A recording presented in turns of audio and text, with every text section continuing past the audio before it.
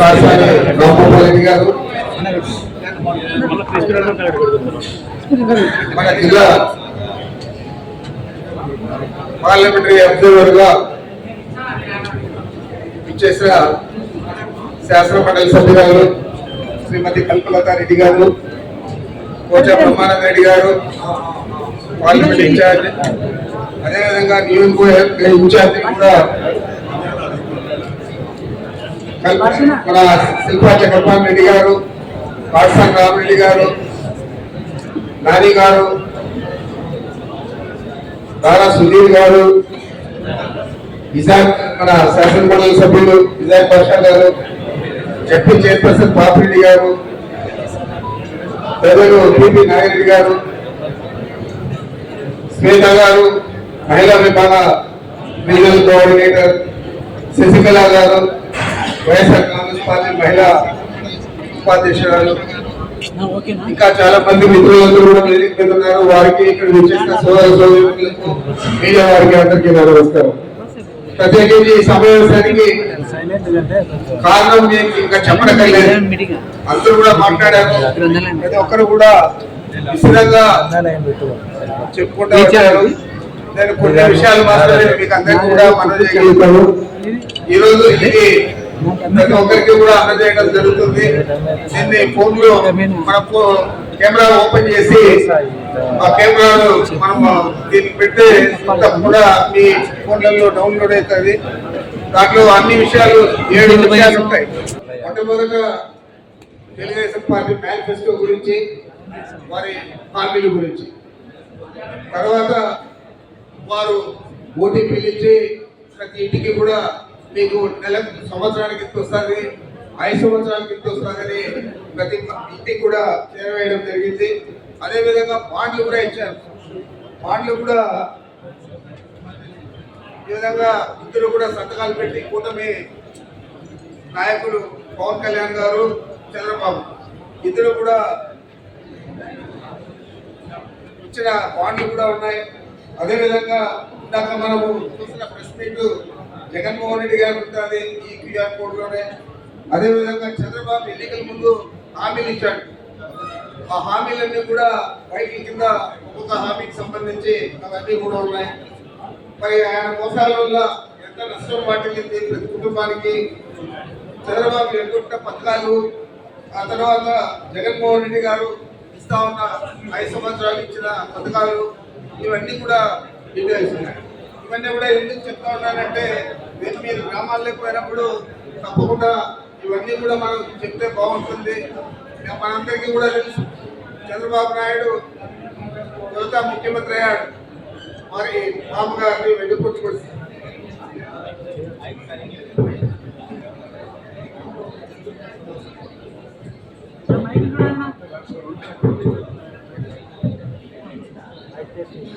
వారి మామగారిని వెనుకోటు పొడిచి ఆయన ముఖ్యమంత్రి అయినప్పుడు ఆ రోజు రామారావు గారు పెట్టిన మద్యపాన నిషేధం కానీ, ₹2 కేజీ బియ్యం కానీ, ఇలాంటి హామీలన్నీ కూడా వారిని గెలిపించాయి.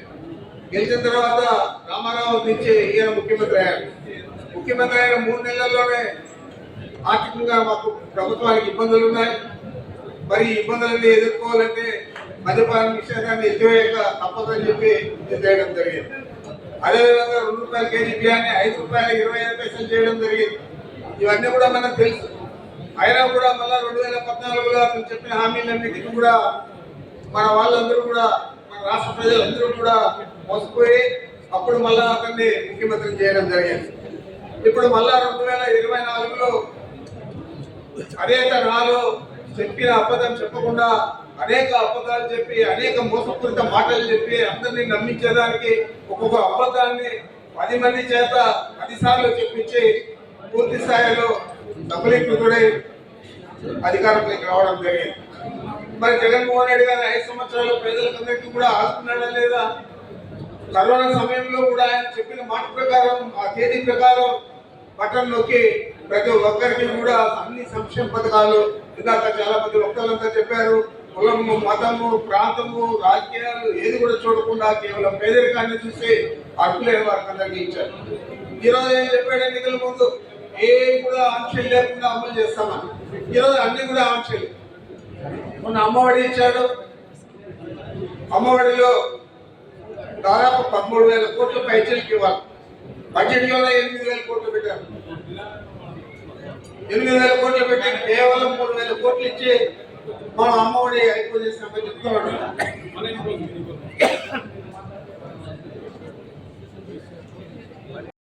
కూడా చెప్తా ఉన్నారు. మీరంతా కూడా టీవీలో చూస్తున్నారు. చంద్రబాబు నాయుడు చెప్పింది అన్ని అమలు చేసేసారు. సూపర్ 6, సూపర్ 7 చెప్పిన హామీలన్నీ కూడా ఇంకా ఎవరైనా దీన్ని క్వశ్చన్ చేసి మాట్లాడితే, దీని గురించి మాట్లాడితే వారి నేలకు మందం అని చెప్పి పెద్ద పెద్ద మాట చెప్పారంటే ఆయనకు చేయాలనే సిద్ధశుద్ధి లేదు. చిత్తశుద్ధి లేనిదే కాకుండా అధికారంలోకి వచ్చాము, ఎవరేమి చేస్తారో 5 సంవత్సరాలు కూడా అధికారంలో ఉన్నామనే భావనలో ఉన్నారు తప్ప ప్రజలకు చెప్పిన మాటలు నెరవేర్చాలా. జగన్మోహన్ రెడ్డి గారు విధంగా మనం ఏది చెప్పామో అది చేయాలా అని చెప్పి ఆలోచన లేని వ్యక్తి చంద్రబాబు నాయుడు. మరి ఇలాంటి వ్యక్తి గురించి పదే పదే మనం చెప్పనక్కర్లేదు. కానీ చెప్పకపోయినా మనం విఫలమైనట్లయితుంది. కాబట్టి మనం కూడా ప్రజలందరికీ తెలిసిన దాన్ని మళ్ళా గుర్తు చేసే విధంగా, అందుకే దీనికి ఆ పేరు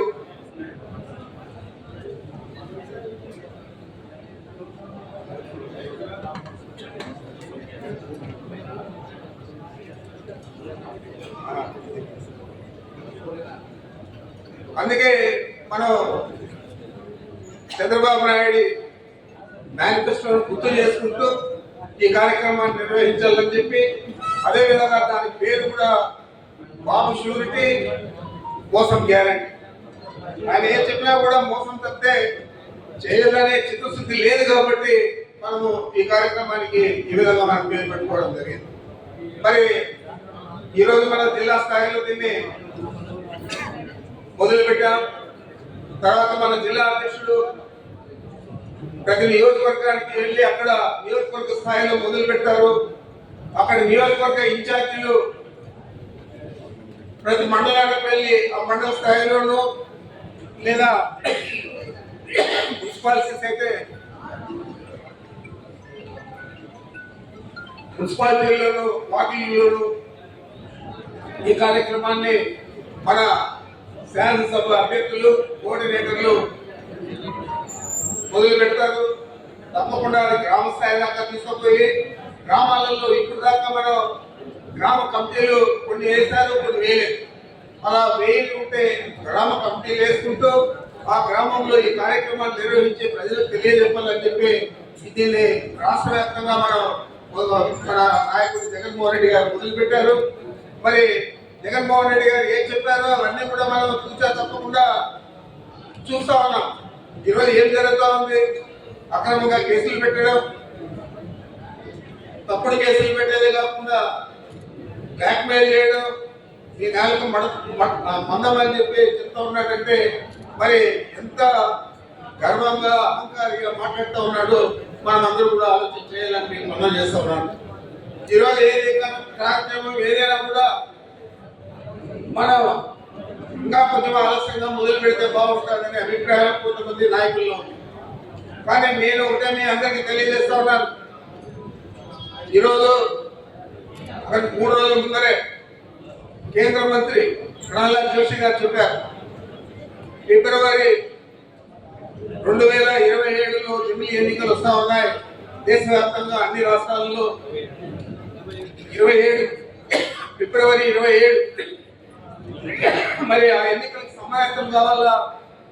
మనం ఏదో ఇక్కడ ప్రచారం చేస్తా ఉన్నామంటే మనం ఒత్తిడి చేస్తా ఉన్నాం చంద్రబాబు ప్రభుత్వం మీదంటే పథకాలన్నీ ఇచ్చేస్తాడు, మన పథకాలు ఇస్తే ఓట్లు హ్యాక్ చేస్తారు కదా అని అంటే మనం ఎన్నో పథకాలు ఇచ్చాం, మన ఓట్లు వేస్తారని అడుగుతా ఉన్నాను. కాబట్టి వాటికి సంబంధం లేకుండా ఆయన ఎన్ని పథకాలనే ఇచ్చుకొని ఏమైనా చేయని ఆయన చిత్తశుద్ధిని ప్రజలు ఇప్పటికే శంకించారు. కాబట్టి మనం జమిలీ ఎన్నికలకు తయారయ్యే విధంగా 2027 ఫిబ్రవరిలో జరిగే ఎన్నికలకు తయారయ్యే విధంగా ఇప్పటి నుంచే మనం పార్టీని పటిష్టం చేయాలా. గ్రామాలలో ఈ ప్రభుత్వ వైఫల్యాలన్నీ తీసుకుపోయి విస్తృతంగా ప్రచారం చేయాలని చెప్పి మీ అందరికీ మనవి చేస్తూ ఈ కార్యక్రమాన్ని తప్పనిసరిగా వేదిక మీద ఉన్న మా నాయకులందరూ, అదేవిధంగా వేదిక మీద ఉన్న మిత్రులందరూ కూడా పూర్తి స్థాయిలో విజయవంతం చేయాలని చెప్పి కోరుకుంటూ నాకు అవకాశం ఇచ్చిన మీ అందరికీ నమస్కరించుకుంటున్నాను. సత్యాన్ని లైక్ చేయండి, నీతిని షేర్ చేయండి. సైరా తెలుగు న్యూస్ టీవీని సబ్స్క్రైబ్ చేయండి.